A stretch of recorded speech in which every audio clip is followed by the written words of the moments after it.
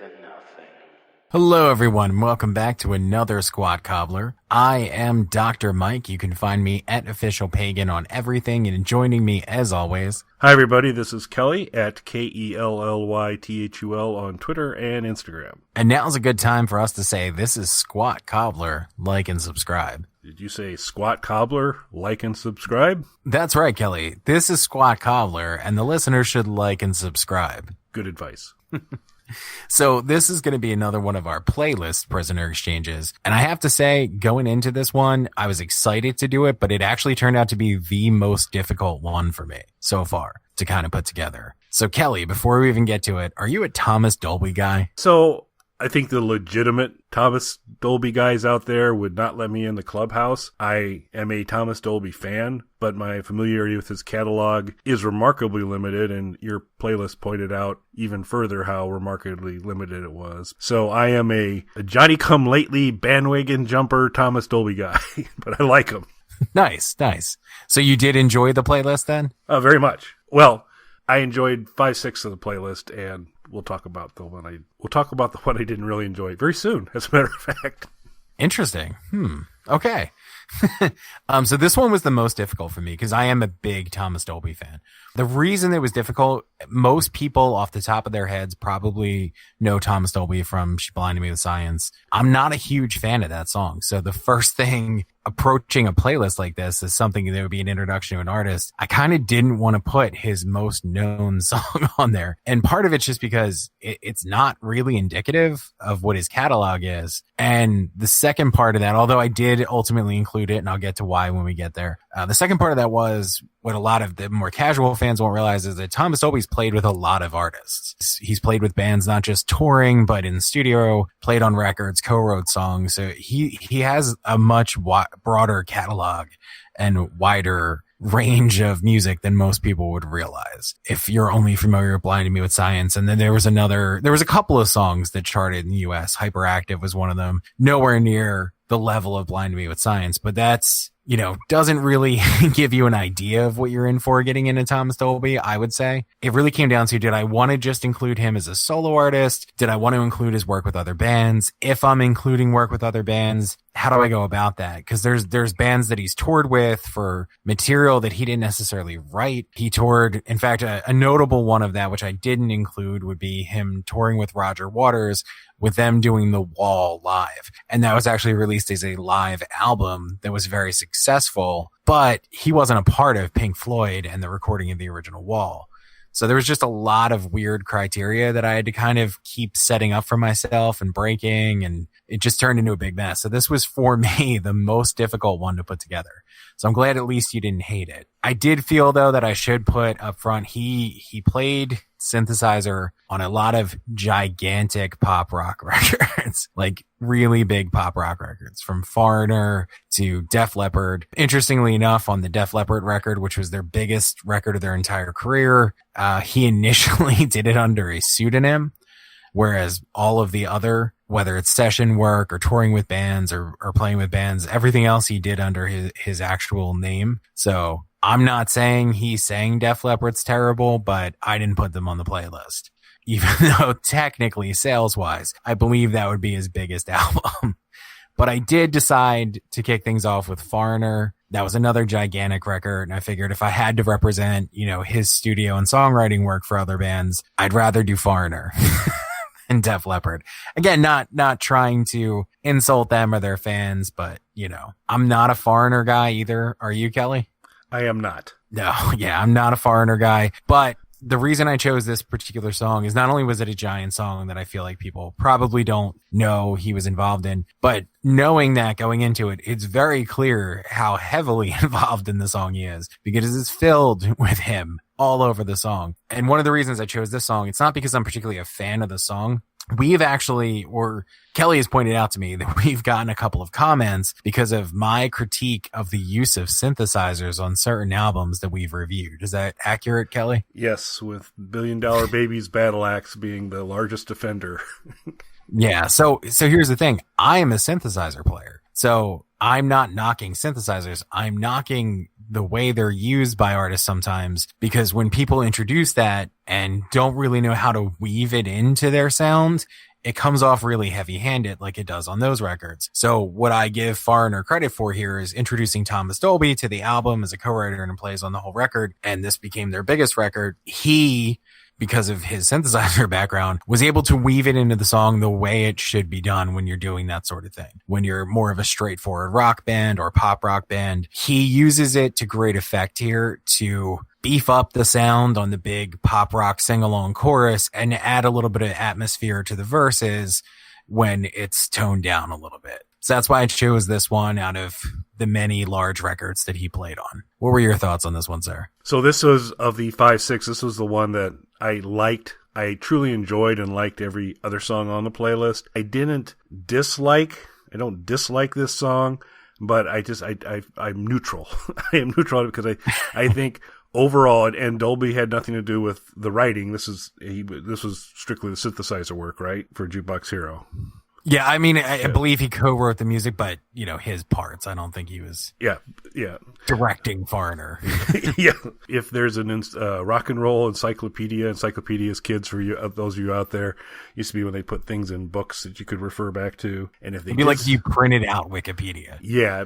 Hard copy Wikipedia. Super handy. If they did still have those and you had 70s, 80 rock guitar band sound, this is the entry. This is just completely what it was. It captures kind of every element of that. The vocals, the overall delivery of it is there. And so it was just, to me, an unremarkable song, but obviously a very, very popular song. I will give, a different lens on it listening to it this time because I'm paying more attention to the synthesizer on it. And that's pretty cool. I mean, props to that. But, the song itself I've always been just kind of neutral to, but now I'm a little warmer to it now that I know that Thomas Dolby's on it and I pay a little bit more attention to that. I mean, it's well executed. It's just, to me, ultimately unremarkable. I completely agree with that. Foreigner's one of those bands, and I'm not knocking them, and honestly, I'm not even that familiar with their catalog. The songs that I do know, the big hits from them, though, just kind of blend in with everything else that was coming out at that time. What I will say that stands out about this, being a synthesizer guy and being a Thomas Dolby guy, I think he incorporated synthesizers to their sound in the best way possible. And that's where my critique of bands that I like much better than Foreigner came in, when they kind of didn't know how to evenly blend that into their existing sound. The synthesizers are not overpowering, but they add so much to the sound when you're paying attention to them. Yeah, I'd agree completely with that. And also, I'd like to point out, you've probably never seen Foreigner and Foghat in the same room, because I think they may be the same band. So it's another thing. They very well could be. I know even less about Foghat, other than it costs way too much to go and see the band that calls themselves Foghat now. Did I ever tell you that story, Kelly? You did. I forget. I mean, because we had gotten one time where we were talking about cover bands or bands that were touring under a name, and I forget the exact circumstances, but I think it was like at almost like a bar or a.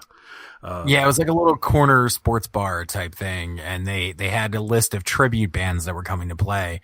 And based on the popularity of the band they were playing songs from, was the cover price adjusted for that.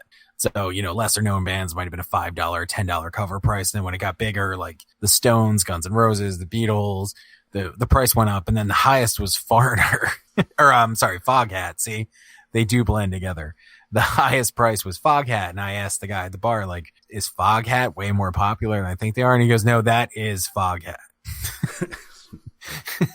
Or Foreigner, I'm not sure. Or whatever. He's like, no, that is that band. They're coming to play. Which at that point, it was like some guy who was in the band at some point who now owns the name, touring with a completely different set of musicians. Yeah, there's a lot of that going around. Yeah. But I mean, technically is the band Foghat / Foreigner. See, two bands. You're getting two bands for one, so you got to pay that little bit extra on the cover charge. Worth it. For anybody who's curious, I believe it was like a $30 or $35 cover charge, just in case you're a Foghat / Foreigner fan. All right, so that brings us to a Thomas Dolby song proper, The Devil's an Englishman.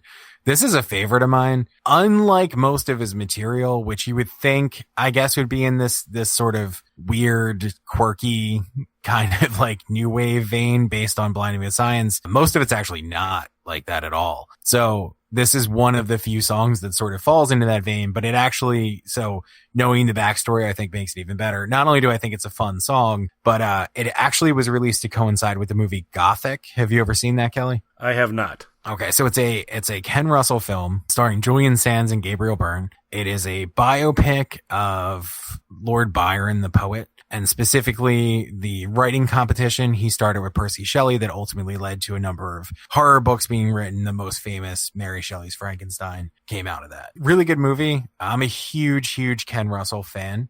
Main reason that I wanted to kind of work on movies at some point, which I did, critically beloved films, I would say, that I've gotten to work on. National treasures, everyone. National treasures. But the real main reason, but one of the main reasons behind that was I was such a huge Ken Russell fan as a kid. And when I guess I maybe just started college, I was given an opportunity to actually spend some time with him and his family and learned a lot from him. And so this is my roundabout way of saying blame him if you were really offended by Faces of Snuff. But a huge fan of his work. One of his best movies, I would say, Gothic. Thomas Dolby actually did the score to that. And the score is very much, I would say if you were to listen to it, you would see how it influenced me. It's very dark, very atmospheric, big swelling Gothic kind of discordant sounds. To coincide with that, he decided to release a new wave pop song single that obviously is nothing like the rest of the record which is basically a dark ambient type record. He used samples from the movies, which again, familiar if you're familiar with my stuff. And he used a heavy dose of Julian Sands in this, which I'm a big Julian Sands fan. And, the woman of the bunker is a particularly huge Julian Sands fan. And we were doing an event with Julian Sands. So I was able to make her childhood dreams come true and arrange some quality time for her to meet Julian Sands and talk with him. So, which is a very fond memory of mine. So I'm just a really big fan of it. And I'm a huge Byron fan in general. My second tattoo that I ever got is a portrait of Byron as a gargoyle that is on my lower back. It's my tramp stamp.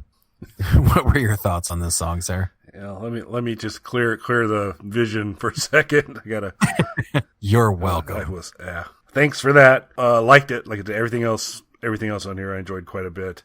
It's funky, that kind of funky techno stuff. It's like, oh yeah, this is, She Blinded Me with Science Part 2. It's not, it's clearly distinct and different, but it has some of the underpinnings of the techno and the funky stuff going on. I actually believe, and I don't know if you'd agree with this or not, but the vocal delivery, particularly at the front portion of the song, is akin to Tim Curry. And you go back to kind of the Tim Curry, I Do the Rock kind of stuff, and it has flavorings of that. I just thought it was slight there. The stranger connection I'm going to make with you is, so Mike, are you a Haywood Banks guy? I'm going to say no. Okay. Enlighten me, sir. So Haywood Banks he's actually a comedian, does music for most of his stuff. Bob and Tom, which is kind of I'm pretty confident is mostly a Midwest-centered radio show, brings on comedians a lot, and so Haywood's a regular visitor, and one of the things that Haywood plays, so Big Butter Jesus is one of his songs, where there's this large statue of Jesus in Wisconsin that looks like it's made out of butter. It's not, I don't think. But then another song he has that's very famous is called Toast, and he plays it on a toaster, so it's a percussion on a toaster as he sings this song about toast. And as you get into some of it's not really rap, but it's kind of a quick staccato delivery later in the song. The pentameter of Devil is an Englishman is remarkably close to the French toast chorus of Toast. So it was interesting that way. So it's just I kind of, as I heard, I go and I've heard this kind of beat structure of the delivery of the wording, the pentameter. I'd heard this kind of before, and so just saw that little click. It really threw me for a little bit because I kept going, "What's the song? What's the song?" And I go, "Oh, it's Toast." I really did enjoy it. It was just some interesting little. It took me to some other places here and there, but I really did like this song quite a bit. Matter of fact, I mean, I would have anticipated, because I really do enjoy She Blinded Me with Science quite a bit. I think it's a very cool song. I really enjoy it. But I actually think this one kind of nudged it out for me. And I'd say of this playlist, even with having She Blinded Me with Science on it, I'd say this is probably my favorite song. Nice. It is a favorite of mine. Not at all indicative of the album Gothic that it comes from, which is a dark ambient record. But I do like that he juxtaposed that with this single. And like I said, big fan of Byron, big fan of Ken Russell movies. So everything about this works for me. And Nest of Tiny Scorpions Breeding in My Cranium is a great line. If I had to get a Dolby tattooed lyric. Yeah, that's going to need to probably be done in a circle around something. You gotta have some light. You gotta have some landscape to get all that in there. But it's good. It's great. It's good. All right. So that brings us to our next song on the playlist, Armageddon. So this is, all right. Another complicated Thomas Dolby thing. So you would think the album that She Blinded Me with Science on would be his biggest, at least solo record, because it's nowhere near, Foreigner and Def Leppard and The Wall live and all that kind of stuff. But you would think that would be his biggest solo record. It's not. It's this record, Gate to the Mind's Eye.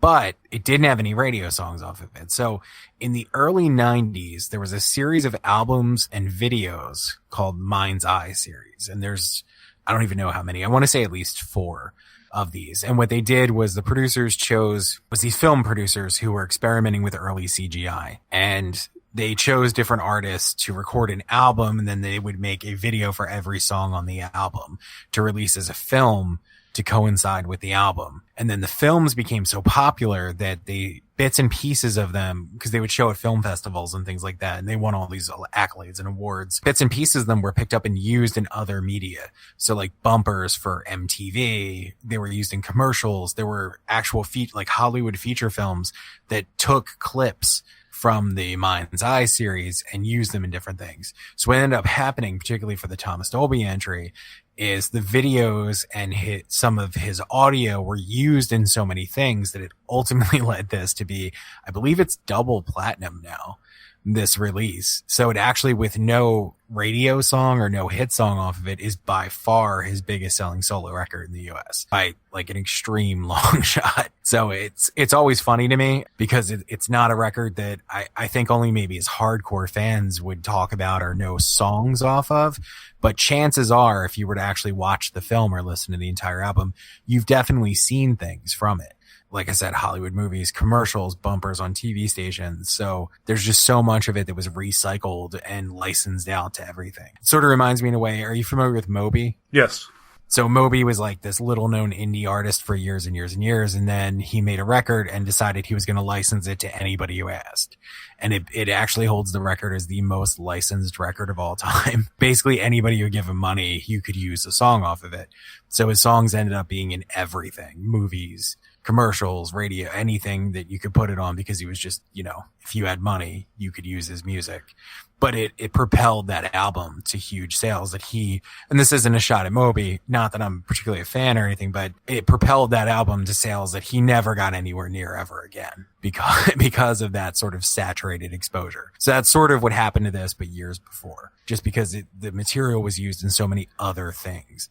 Personally, even though it's not the best known track or one of the more licensed tracks off of it, this is my favorite off of that particular project. What did you think of that song, sir? Well, so I need to tangent on Moby for a second, because I probably was with you in not being like a gigantic fan, at least. But he won me over with his portrayal in the movie Suck as the lead singer of the Secretaries of Steak, who were a band featured in there who threw pieces of meat out at their audience, made even more interest given Moby's kind of strident position on vegetarianism. So props to Moby for being the lead singer of Secretaries of Steak. But Armageddon, so this, I didn't know exactly what to expect, but I had kind of at least a vision of what might be coming.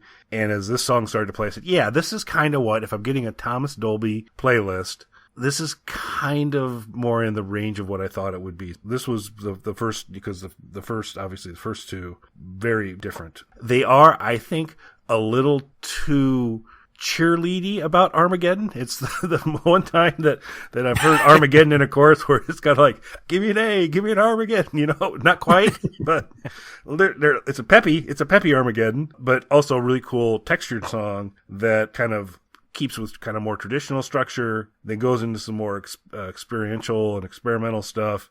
Some ambient noise kind of comes into it. The female vocal on this is super solid. She's great. And then this kind of nice little nugget at the end where you go into, and I don't know if it's not really a Gregorian chant, but you get this kind of intonation at the end, at the very end of the song. That's cool. So you got all these kind of nice little stops through the whole thing, and it's a well-constructed song. All right, so moving right along. So again, struggling. I really wanted to include something that he did with Bowie, even though he didn't play on Bowie records. He and David Bowie were friends. I'm sorry. He was a big fan of David Bowie, became friends with David Bowie, and he ended up touring with him and doing a lot of big shows, including the famous Live Aid performance that Bowie did with him doing synthesizers and backing vocals and all that. So I did decide to use a song from that, and I used one in particular where he's introducing the band and mentions Dolby. This was also one of the most televised clips, I would say. When you see clips from Bowie's Live Aid performance, it's usually pulled from this or there's like few songs that they pull from, and I've seen this one so many times it seemed like an obvious choice for it. But if you search Dolby and Bowie, you'll find all kinds of stuff they did together. And also after Bowie's death, Dolby did some Bowie covers and stuff in his live shows, and you can find some footage of really good performances of Bowie songs that he did as a tribute to him. So I thought this was a good one to include on there. Your thoughts, sir? So it's Heroes. Heroes is a great song. It's a great song written by two of our favorites, David Bowie and Brian Eno. So another win there. What's not to love?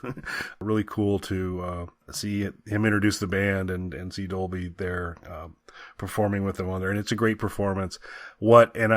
I'm basing this insight on YouTube comments. So I'm on the shakiest ground possible, but I believe Bowie followed Queen. And as probably most folks know, Queen had a pretty good day at Live Aid. And so he was, if you had to think about who could come on after somebody has just really kind of hit it out of the park, stole the show, who can walk on after them and kind of hold his own. Well, David Bowie's a really good choice, and David Bowie with Thomas Dolby in tow is an even better choice. I love the performance. It's a great song. I'll always enjoy it. And it was a great clip. And if it's true, based on YouTube comments, that Bowie followed Queen, it's also kind of an interesting little tidbit. Yeah, I did not know that, but I mean, I can't think of anybody better than Bowie to follow up Queen. Foghat. Well, I assume they closed. That's right. Foghat / Foreigner. Dolby did double duty with Foreigner. You know who wasn't at Live Aid, Mike? Who's that? Hanson. They don't care. True. Hanson was not at Live Aid. Not at Live Aid. Totally ditched Live Aid. All right. So moving right along, we have To the Lifeboats. This is a little bit different, a little bit maybe softer, particularly in the beginning, although it does pick up in the second half of the song. I really like this song. I think it has a weird, cool kind of atmosphere to it. And I had heard the song before, but really what gave me more of an appreciation for it was seeing it played live. This is a staple of his live shows, and live, it's incredible. It brings, just like we said with the Alice Cooper stuff, starting with great songs, and then when you see them play it live and it has kind of that extra edge to it, makes it that much better. This is one of those songs. When you see it played live with the live band and having that more raw kind of sound to it, just adds a lot to it. A decidedly non-Thomas Dolby-like beginning to it. It definitely has a entirely different vibe, kind of acoustic guitar and kind of a cool but kind of slow intro. And to your point, it builds. I think it's good. I think it's a really good song. I think it's the lyrical story being told is great. I think it's a compelling, interesting piece of work. But in the contrast of kind of starting off slow and then building up into this other sound. Another place. How familiar are you with XTC, the band? Only a few songs. Yeah, I'm a pretty big fan of theirs, so spoiler in terms of future Prisoner Exchanges or songs, you're probably going to be getting a pretty steady diet of XTC at some point in time. But I'm a big fan of theirs, and I did, once things pick up, there were at least little hints of that a little bit of that same kind of sound that I love so much with XTC. Had a little bit of that kind of flavoring, but a really good song, great set of lyrics, a lot of diversity in the song, enjoyed it quite a bit. All right, so that brings us to the final song of the playlist, the song I really struggled with including on here. Not because I dislike it, but just because I don't feel like it's necessarily the best vehicle to kind of show off what Dolby's capable of and some of the things that he's done in his career. But I did come across this version of it because I figured if I was going to include it, I would probably rather include a live version because I feel like live Dolby stuff is elevated to a completely different level. One of the greatest live shows I've ever attended was Thomas Dolby. I don't want to get too much into what the show is like because something tells me we may be doing a live concert show at some point. So I don't want to get too much into it, but it was a long show, but it was incredibly entertaining from start to finish. He's very, very engaging with the audience. And this was actually there's tons of live performance clips you can find of this song.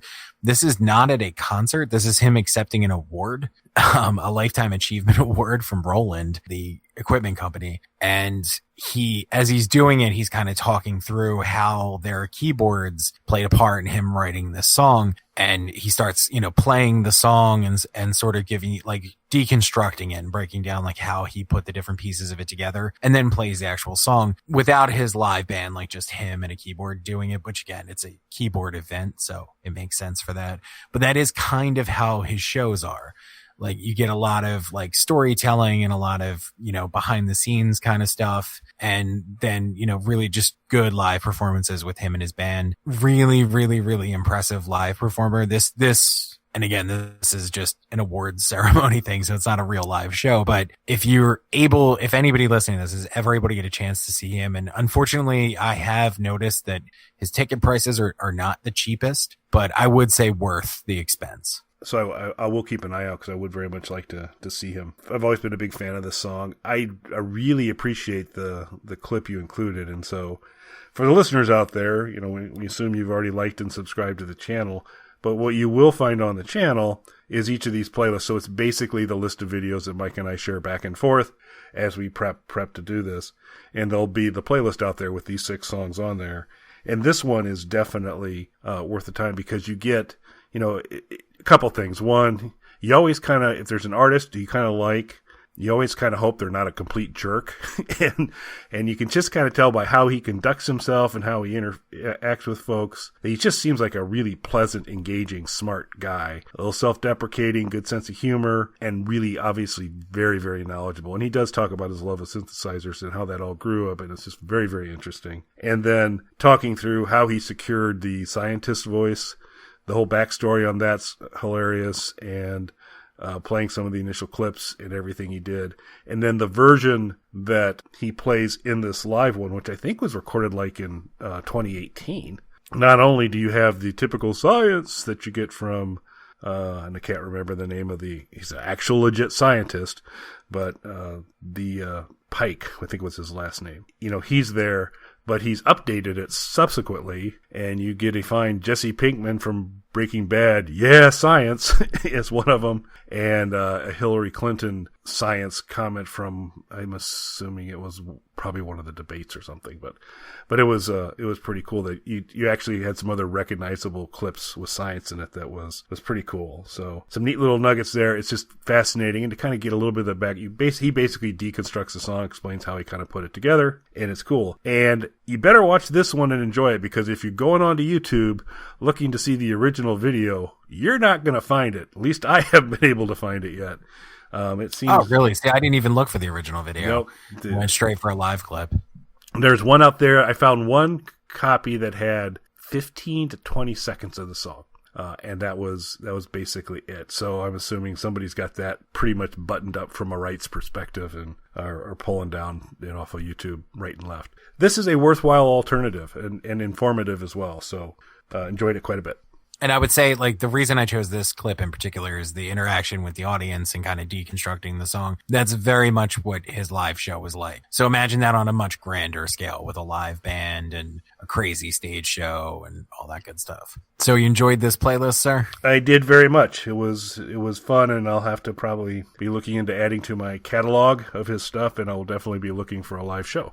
Yeah, it's definitely worth checking out. The show in particular that we'll get to in more detail later, Thomas Dolby actually made a documentary called The Lighthouse.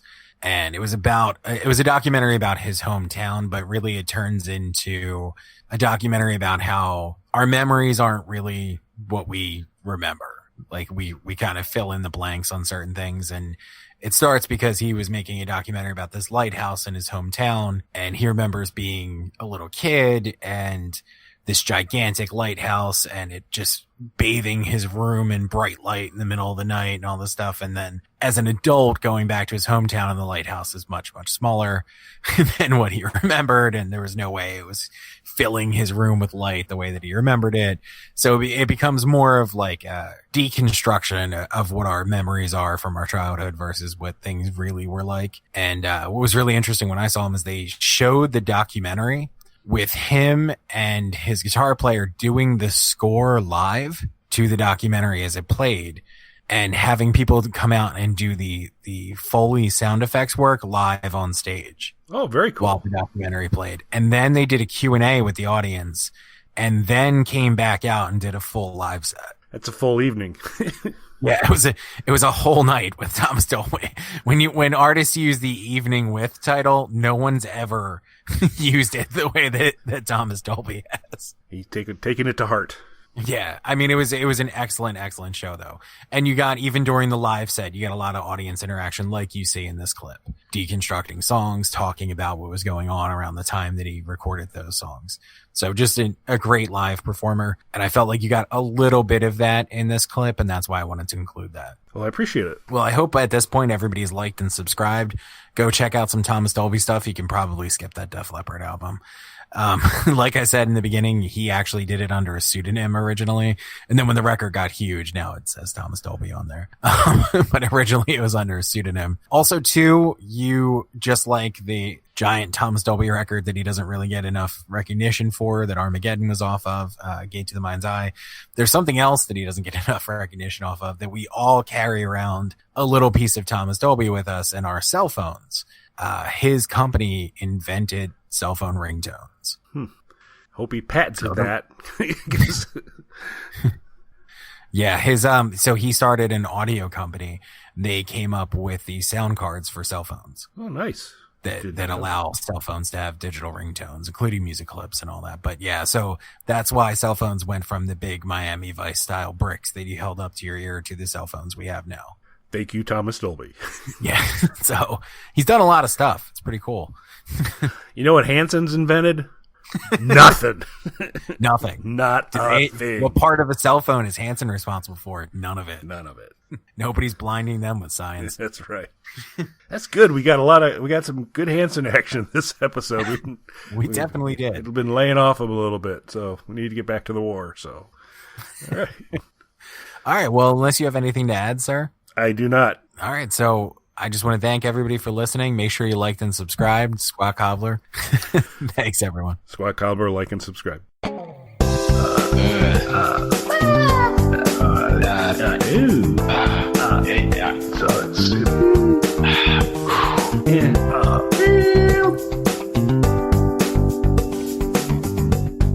right, I'm going to stop the broadcast.